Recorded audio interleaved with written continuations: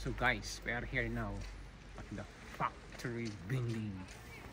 Comely, excellent Swiss. Yup. So the entrance is there. So let's go.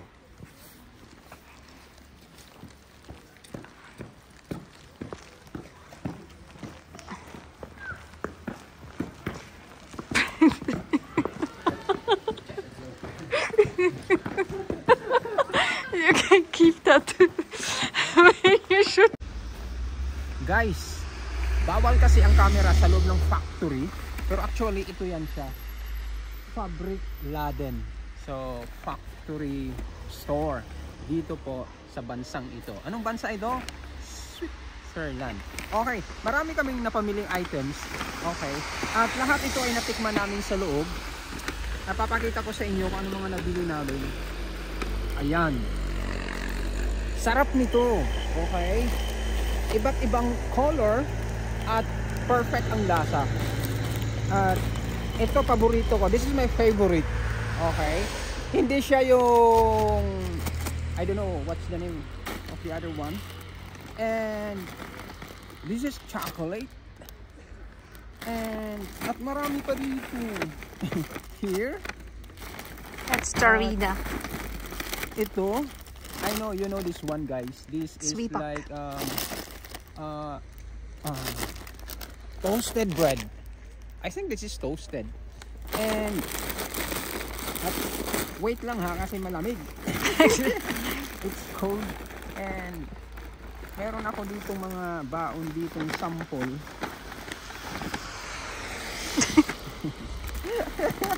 Oh, no. Here. Ang dami nito kasi. At ayan. So hindi pwede siya ilabas ito. Pero nakuha ko siya. Tinago ko sa jacket ko kanina. Masarap yan. Iba-ibang ano. Iba-ibang flavor. Ayan. Kung gusto nyo mamili ng biscuit, sabihin nyo lang sa akin. Dito to sa factory na to. Saan nga tayo? Where are we? That's in Emmental. Troepschachen. Huh? Troepschachen. Okay. In Emmental. Okay, Emmental. So, saka na. Maraming tao rito. So, kita nyo yung ganda ng lugar.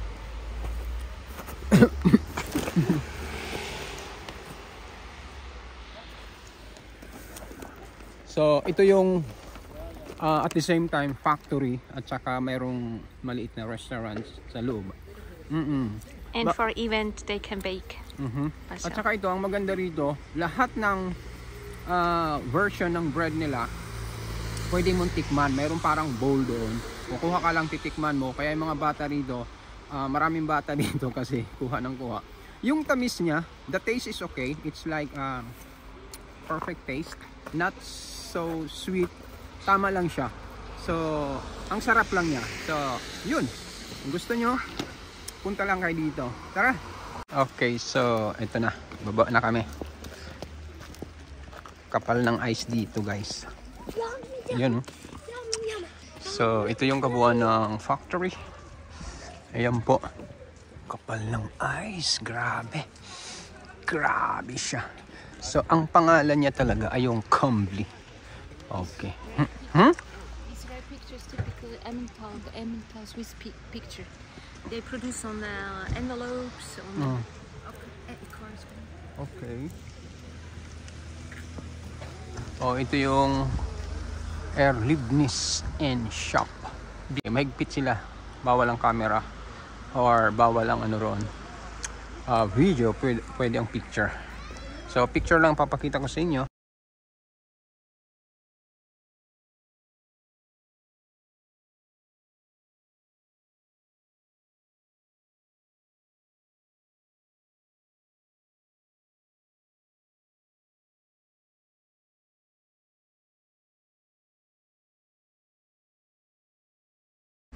Sa mga biscuits doon.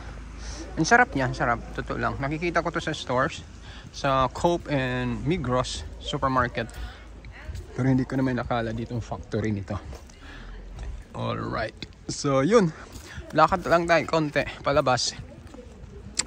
Marami na kami pinamili. Actually, hindi naman namin makakain yan. Pamimigay lang. So it's a lot. This is made from red beet. Huh? That's why it's red. This is made from red beet. The one that we have in the garden? Yeah, vegetable. Yeah. So, okay. Balik tayo dito. This is the place where they grow. Sustainability across generations here. And this is the place. So awesome. Ang ganda, riba? So, okay, here. Ito yung sa loob. Look guys, a full bag. So yan pong ginawa ko kayo na sa loob niyan, ganyan po mga shelf nila. Okay, bawat shelf merong free tikim. So yun. Okay, next. Huh? Here, this is packing area, packed with care straight from oven. So yan po. Ayan. So kanina marami ako nakita mga bata roon. Sila po ay ang tawag ay learning. Kaaral sila paano mag-bake. Tinuturuan sila ng mga chef. So ito, ako yan. Yung picture na yan. Okay, ito naman yun. The finishing touch, nuts and chocolate. So ayan po. Pero in fairness ha, kamukha kong taong to. Okay, this one. Maya balikan ko yan. Look alike ko. So, ito na. Next station natin ay okay, dough manufacture, forming and baking. Patras kasi tayo. So, yan siya. Alright. At dito, next naman ay okay, ingredients. Yung Simply Good ingredients nila. Okay, yan. Merong egg, merong cheese. Okay. Perfect, di ba? Okay, next. Last two guys. Ito yung original recipes and a team of inventors in 1910. Okay, here. Okay, for ito, sigurado ako hindi ko na siya kamukha. Okay. And the last one, but supposedly it is the first one. In the Okay. team, around 520 employees in 52 occupation along with 19 apprentices in 6 areas manufactured in France. Okay, this is the home baking but on a larger scale baking process here guys. So baking, so mula rito, this is the starting point, baking. Okay, up to the last station there, the finishing or the finished product there. There you go. So tara, ito na yung compound dito sa lugar na to. Okay. Doon sa unahan ay ang factory itself. Doon tayo pupunta. Tara.